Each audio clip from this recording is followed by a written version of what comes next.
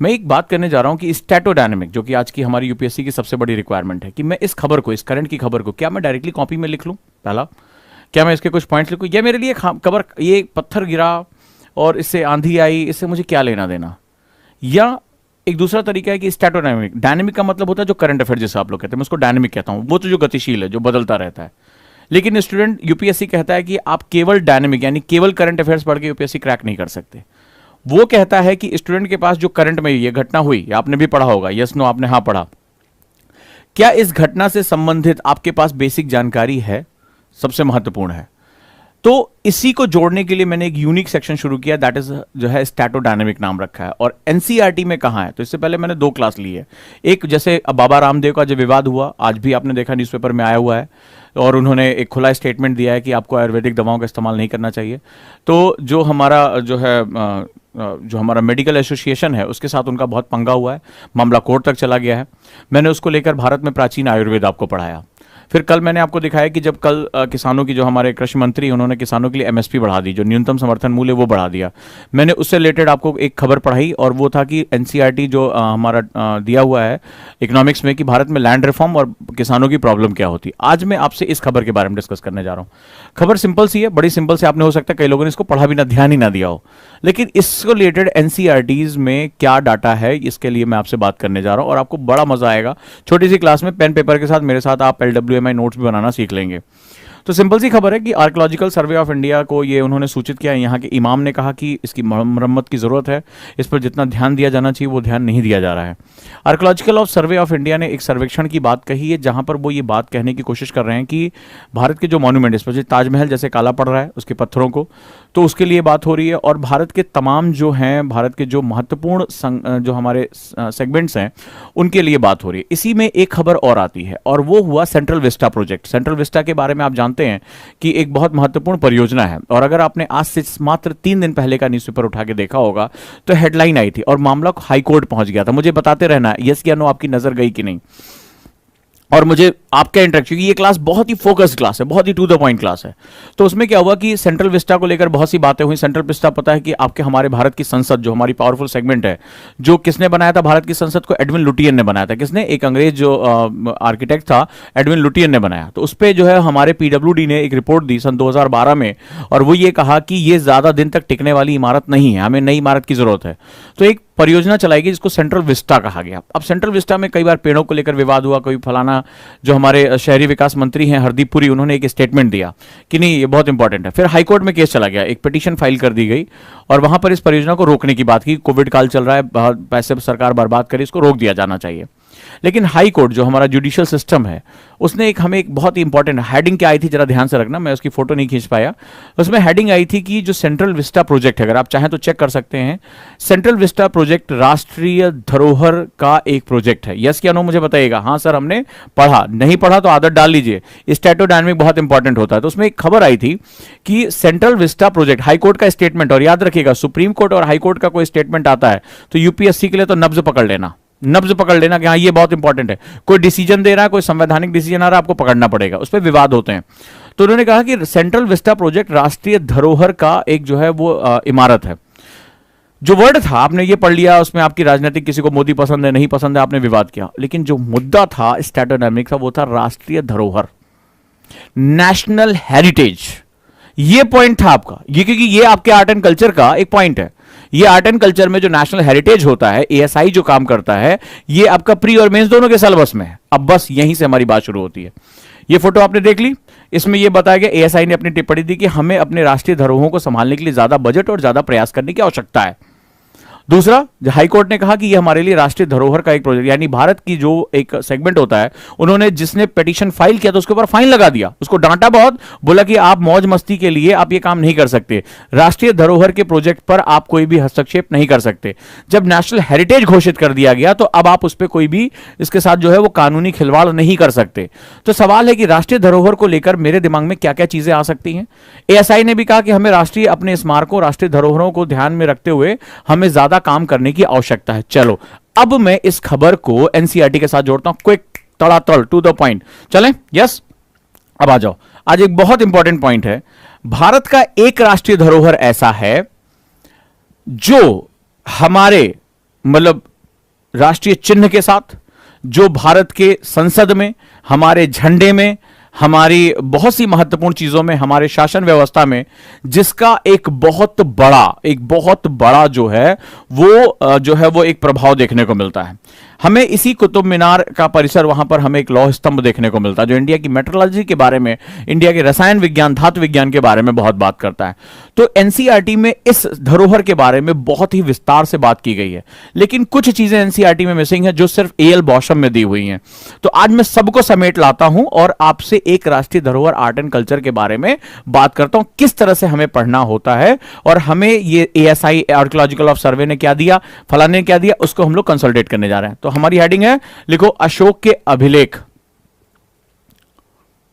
Right, sculpture of Ashok, या उसने जो है वो जो उसका स्ट्रक्चर्स थे वो क्या है, बड़े इंपॉर्टेंट तरीके से क्विकली इसको पूरा करते हैं।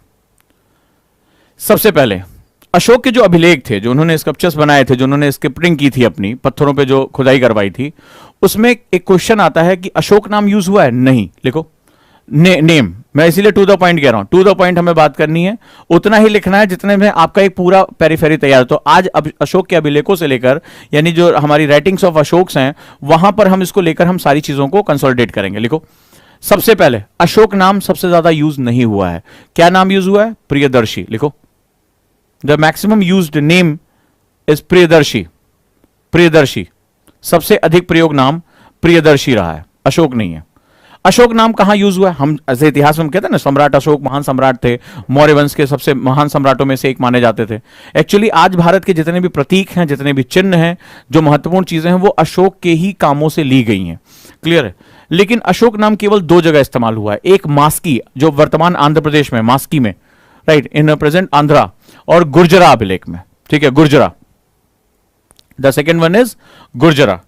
कहां पर मैक्सिमम नाम कौन सा प्रयोग हुआ है?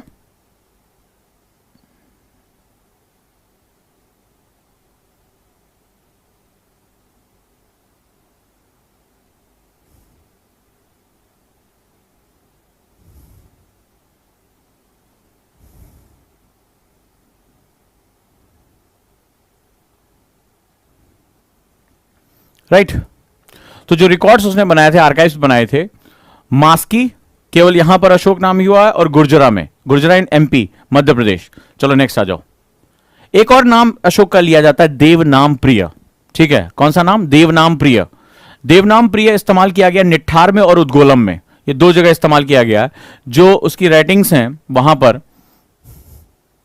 जो आर्काइव्स बनाए, जो रिकॉर्ड्स उसने बनाए हैं आर्काइव्स में, निट्ठार में और उद्गोलम में, there are two places, Nitthar and उद्गोलम।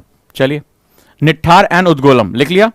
तो अशोक के तीन, अशोक जिसे हम लोग कॉमनली कहते हैं, तीन नाम प्रयोग हुए हैं। पहला प्रियदर्शी, सबसे मैक्सिमम नेम यूज हुआ प्रियदर्शी का। ठीक है, प्री में एग्जाम में आया हुआ है। फिर अशोक नाम दो जगह इस्तेमाल हुआ है, मास्की एंड गुर्जरा, एंड देवनाम प्रिय जो है निट्ठार और उद्गोलम में। तो तीन नामों से ये जाने जाते थे। सवाल है कि क्वेश्चन अगर आ जाए कि जो इन्होंने अपने आर्काइव्स बनवाए थे, उसमें सबसे ज्यादा सब्जेक्ट कौन सा लिया, जिसको आज हमारी इंडियन गवर्नमेंट एडमायर करती है, हमारी भारत सरकार लेती है। तो जो ज्यादातर विषय जो थे, सब्जेक्ट क्या था इनका, जो इन्होंने आर्काइव बनवाए, इसका सब्जेक्ट क्या था? लिखो, मोस्टली एडमिनिस्ट्रेटिव, ज्यादातर प्रशासनिक थे, मोस्टली एडमिनिस्ट्रेटिव। एडमिनिस्ट्रेटिव,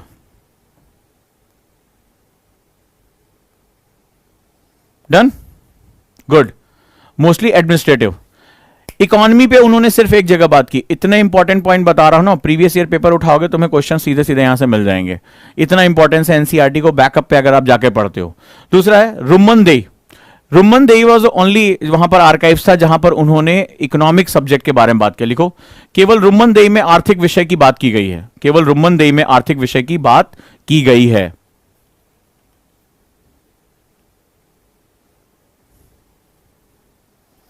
केवल रुम्मनदेई में आर्थिक विषय की बात की गई है। डन है? सब्जेक्ट तो मैंने क्या बताया, अशोक के तीन नाम इस्तेमाल किए गए। याद करते चलो मेरे साथ क्लास में, ये ऐसे ही मैं एक एक पॉइंट को उठाऊंगा और एनसीईआरटी के जो इंपॉर्टेंट क्रक्स है, अभी आज जाना प्रीवियस ईयर पेपर उठाना, तुम्हें क्वेश्चन मिल जाएगा यहां से। तो कौन सा नाम इस्तेमाल किया गया, फिर से मेरे साथ याद कर डालो खटाक से। प्रियदर्शी मैक्सिमम यूज्ड, फिर अशोक दो जगह, मास्की गुर्जरा में, देवनाम प्रिय निट्ठार और उद्गोलम में। इनके सब्जेक्ट्स क्या रहे, आखिर उसने जो बनवाया वो किस चीज के लिए, गाने थोड़े लिखवाए थे, ठीक है। तो वहां पर क्या हुआ था, मोस्टली एडमिनिस्ट्रेटिव है, केवल एक जगह जहां पर उसने जो है इकोनॉमिक के बारे में बात किया। ये सब इंफॉर्मेशन के लिए आपको एल बॉशम रिफर करनी पड़ेगी। रुम्मनदेई में इकोनॉमिक सब्जेक्ट यानी आर्थिक विषय के बारे में बात हुई। अब आ जाओ नेक्स्ट। जब इन्होंने इसको बनवाया, आर्काइव्स को बनवाया, इन्होंने अपने जो अभिलेख बनवाए, तो उसमें सबसे ज्यादा कौन सी लिपि का इस्तेमाल किया गया? ये क्वेश्चन 2 बार प्री में आ चुका है, और वो थी ब्राह्मी। कौन सी लिपि थी? ब्राह्मी और खरोष्टी, ये 2 लिपियां थी, ब्राह्मी और खरोष्टी। ब्राह्मी और खरोष्टी। पूरा अशोक का चैप्टर मैं तुम्हें कंसोलिडेट कर रहा हूं, इसमें से ये वाले पार्ट जो हैं वो आपको एल बॉशम में मिलेंगे, ठीक है। अद्भुत भारत के नाम से हिंदी में किताब आती है, रेयर ऑफ द रेयर किताब है। इंग्लिश में the wonder that was India, बहुत मोटी सी किताब है, the wonder that was India. वहां पर आपको इसके बारे में मिलेगा। एनसीईआरटी इसको कवर नहीं करेगी। मैं सारी जगह को अशोक, चूंकि वो मेरे लिए राष्ट्रीय धरोहर की चीज है, मैंने करंट अफेयर्स के साथ जोड़ा है, मुझे वहां से बेसिक निकाल लेना। एग्जाम में क्वेश्चन आता है और अभी मैं आपको प्रूव करके दिखाऊंगा, और प्रीवियस ईयर पेपर है तो। चलो, खरोष्टी। खरोष्टी की खास बात है, लिखो, ये हमेशा दाएं से बाएं लिखी जाती है, जैसे उर्दू लिखी जाती है ना, दाएं से बाएं, ठीक है। यानी अभी हम आज के समय में हिंदी कैसे लिखते हैं? फ्रॉम लेफ्ट टू राइट, याद रखिएगा। तो कॉमनली हम बाएं से शुरू करते हैं, दाएं में जाते हैं। उर्दू, अगर मैं सही हूं मुझे बताना, उर्दू जो है वो दाएं से बाएं लिखी जाती है, तो खरोष्टी भी जो है वो दाएं से बाएं, that is it written from right to left. ये जो है वो किससे लिखी जाती है? Right to left.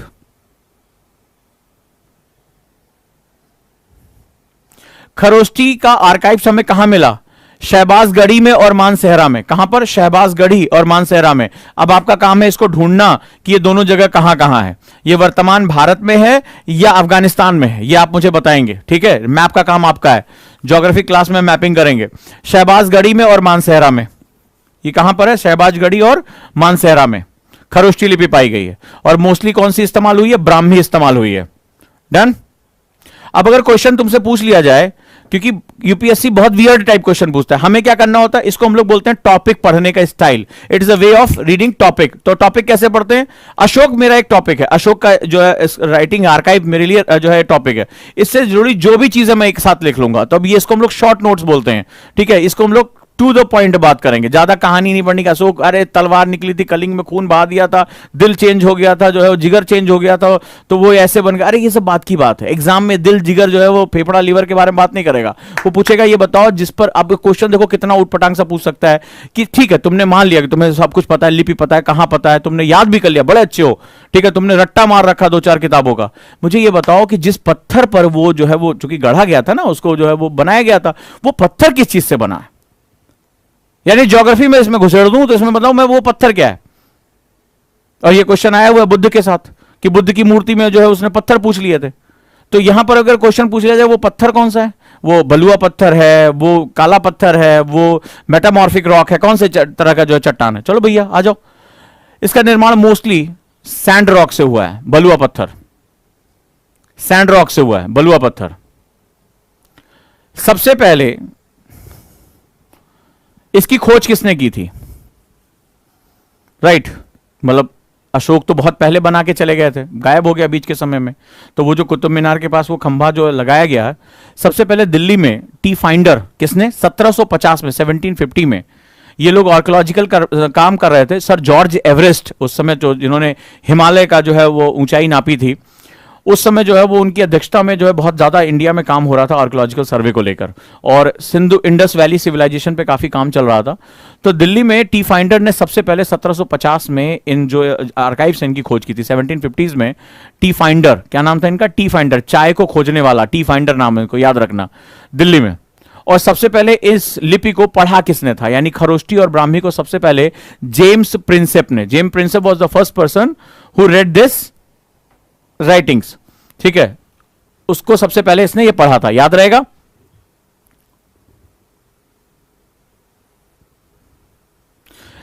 अब यूपीएससी पिछले कुछ सालों से बड़े डिफिकल्ट क्वेश्चन पूछ रहा है, वो एनसीईआरटी से थोड़ा आगे जा रहा है। जब सीसीईआरटी पढ़ोगे तो वहां पर एक टॉपिक दिया है कि आखिर ये जो बना है वो है कैसा। अब आजकल ऐसा तो पूछा नहीं कि जगह नाम बता दो, मैचिंग करा दो। अब ये पूछ रहा है कि ये जो है, जो खंबा जो है, वो खंबे का आर्किटेक्चर क्या है, ठीक है। तो खंबे का आर्किटेक्चर देख लो, वास्तुशास्त्र लिखो, आर्किटेक्चर ऑफ आर्काइव्स। तो इसमें सबसे पहले क्या होता है, एक चौकोर चबूतरा होता है, लिखो स्क्वायर बेस या स्क्वायर प्लेटफॉर्म।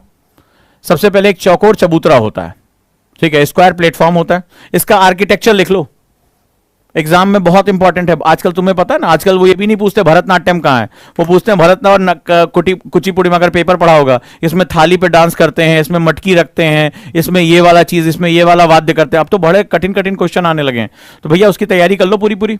तो भाई क्या है, वास्तुशास्त्र क्या है, इसमें चौकोर चबूतरा पाया जाता है, लिखो स्क्वायर बेस,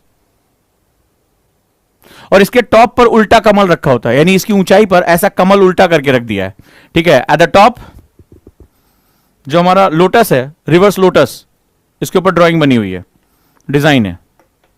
हाँ भैया बता तो रहे अंग्रेजी में, अभी स्क्वायर प्लेटफॉर्म जो है ये कौन सा जो है, वो खरोष्टी लिपि थोड़े ना है, इंग्लिश ही है ना, लैटिन बोल रहा हूं। हाँ भैया चलें, पूरा कर लो, 3-4 चैप्टर के बराबर ये निकलेगा, कम से कम 2-2.5 घंटा लगेगा। एल बॉशम वैसे भी हाथ लगे तो ऐसे हाथ कांपते हैं, इतनी मोटी किताब कौन पढ़ेगा यार। निकल लो, कोई ना कोई क्वेश्चन अगर आप प्रीवियस से लगाओगे आज तुम्हें मिल जाएगा। तो टॉप पे क्या होगा, उल्टा कमल रखा है, right, that is a inverted lotus on top. अगला, ये सबसे खास बात है, ये सिंगल स्टोन से मिलकर बना हुआ है, इसमें ज्वाइंट्स नहीं दिए गए, लिखो मेड बाय सिंगल स्टोन, यही इसकी सबसे खास बात है। एकल पत्थर से बना हुआ है, इसमें कोई ज्वाइंट्स नहीं है, कोई जोड़ नहीं है इसमें। क्वेश्चन पूछ लिया जाए कि इसको स्टैब्लिश आर्किटेक्चर कह सकते हैं कि नहीं, यानी स्थापत्य कला, जैसे लाल किला हो गया, जैसे ताजमहल हो गया, तो इसको स्थापित करने का मतलब जिसका एक नींव होती है, जिसका एक बेस होता है, ठीक है, और जिसके आधार पर वो एक ही जगह पर जुड़ा रहता है, नहीं, ये स्थापत्य नहीं, इसको मूवेबल है, इसीलिए ऑप्शन में आया हुआ है, ये क्वेश्चन आया हुआ है प्री में कि ये स्थापत्य संरचना है, नहीं, ये स्थापत्य यानी कि ये एस्टैब्लिश आर्किटेक्चर नहीं है, लिखो this is not establish architecture, ये स्थापत्य संरचना नहीं है। स्थापत्य मतलब क्या होता है, जैसे लाल किला हो गया, अब मैं तुमसे कहूं लाल किला उधार के जरा थोड़ा साइड में खिसका दो, नहीं करोगे, बोले ताजमहल थोड़ा सा जगह ज्यादा ले रहा है, ठीक है, थोड़ा इधर साइड में ले लो, मुमताज महल को इधर, नहीं, पॉसिबल नहीं है, that is not possible, because वो क्या स्थापत्य है, यानी कि जहां पर वो बेस के साथ टिका हुआ है। सो याद रखना, ये स्थापत्य संरचना नहीं है, नहीं के अंदर नीचे अंडरलाइन कर लो। तो ये अशोक के जो अभिलेख हैं, आर्काइव से संबंधित जो महत्वपूर्ण तथ्य वो मैंने आपको बता दिया, राइट।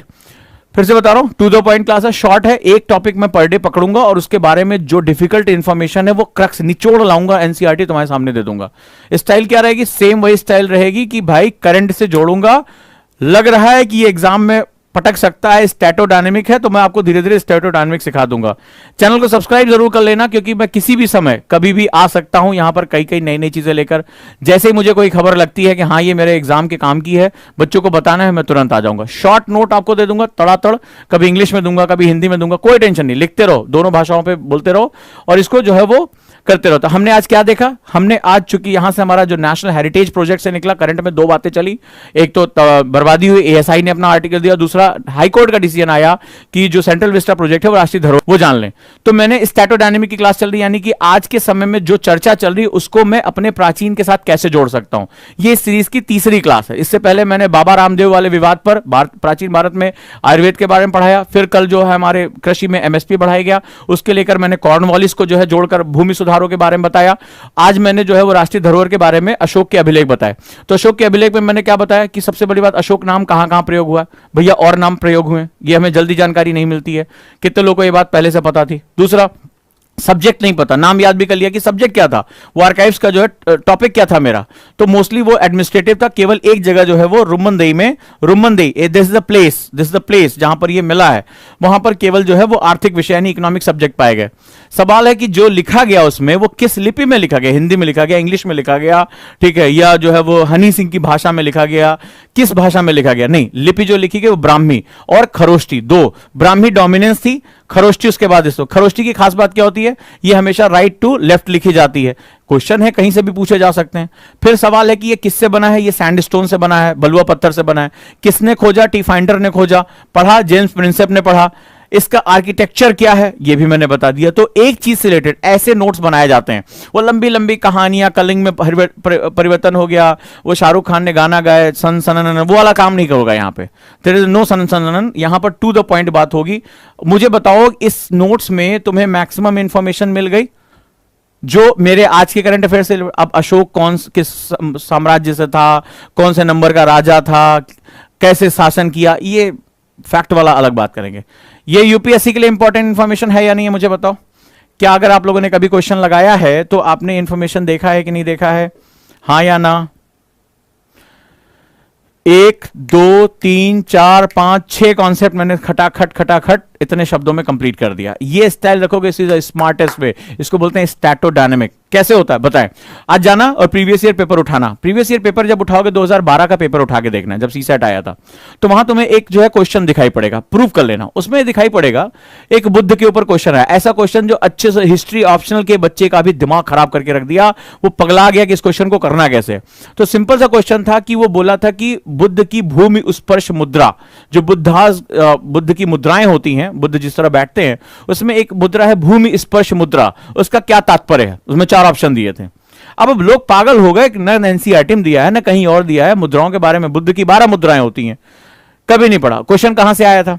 अगर आप कभी भी इंदिरा गांधी दिल्ली के जो है वो एयरपोर्ट पे गए हैं, दिल्ली एयरपोर्ट पे जब जाओगे और आप वहां पर जो है वो T3 टर्मिनल के आसपास से गुजरोगे, ठीक है, तो वहां पर क्या, या इंटरनेशनल टर्मिनल से जब निकलोगे वहां पे, तो तुम्हें ऐसे जो है बुद्ध की, आपने कभी भी दिल्ली एयरपोर्ट अगर कभी गए होगे तो वहां पर तुम्हें या फोटो देखी होगी, तो दिल्ली उसमें क्या होगा, बुद्ध की ऐसी मुद्राएं बनी हुई हैं, अलग अलग मुद्राएं बनी हुई हैं। ऐसी मुद्रा है, ऐसी मुद्रा, वैसे आप सामने दीवार पे देखोगे पीतल के बड़े बड़े हाथ बने हुए बुद्ध की मुद्राएं बनी हुई हैं, कभी भी जाके देखोगे। एक्चुअली क्या हुआ था, द हिंदू और तमाम अखबारों में वो फोटो छप रही थी, वो बहुत प्रतीक के रूप में माना गया था। तो उठाया उस यूपीएससी ने, वहां से क्वेश्चन पूछा, बोला बच्चा इसको पढ़ रहा है, ये फोटो देख रहा है कि उस समय नया नया इसकी ओपनिंग हुई थी और भारत का सबसे बड़ा जो है एयरपोर्ट हो चुका था, पूरी चर्चा चल रही थी बड़ी, जो हमने पीपी प्रोजेक्ट पे, ट्रिपल पी प्रोजेक्ट पे बहुत बड़ा काम किया था जीएमआर के साथ मिलकर। तो लोग याद तो किए पड़े थे कि जीएमआर के साथ। यूपीएससी ने तुरंत उठाया क्वेश्चन, बोला कि ये फोटो पे तुम्हारा ध्यान है कि नहीं है। क्वेश्चन उठा पूछा कि बुद्ध की भूमि स्पर्श मुद्रा का क्या तात्पर्य। लोगों का दिमाग हिल गया। और जब रीजन पता चला कि यार इसका सोर्स क्या था, तो लोगों ने बस अपना सर पटका कि यार फोटो पे तो हमने ध्यान ही नहीं दिया था, हम तो कंपनी का नाम पीपी प्रोजेक्ट रहता है, उसने तो कुछ और पूछ लिया। इसी को बोलते हैं स्टैटोडायनेमिक। गूगली मारता यूपीएससी, तो गूगली हमें पकड़ लेनी, हम लोग सेलेक्ट हो जाएंगे। डन है। तो आप जाके कभी आप देखिएगा, फोटो उठाकर आप डालिए, जैसे इंदिरा गांधी जो है इंटरनेशनल एयरपोर्ट दिल्ली, या जीएमआर एयरपोर्ट डालिए और आपका फ्रंट पे भी फोटो आ जाएगी, इंटरनेट पे भी अवेलेबल है। तो ये होता है सेगमेंट, इसको बोलते हैं स्टैटोडायनेमिक। क्या चर्चा चल रही है, मुझे अपने किताब से उसको जोड़ना है, जोड़ दिया। राष्ट्रीय धरोहर के बारे में एक छोटा सा कॉन्सेप्ट निकलकर सामने आ गया। मजा आया तो मुझे बताओ कितने शॉर्ट नोट्स मैंने बनाए। इसी तरह रोज मैं एक आध टॉपिक लेकर आपके लिए लेकर आऊंगा। कुछ बेसिक हम पूरा करते रहेंगे। कल हो सकता है किसी नए टॉपिक के साथ हम आ जाएं।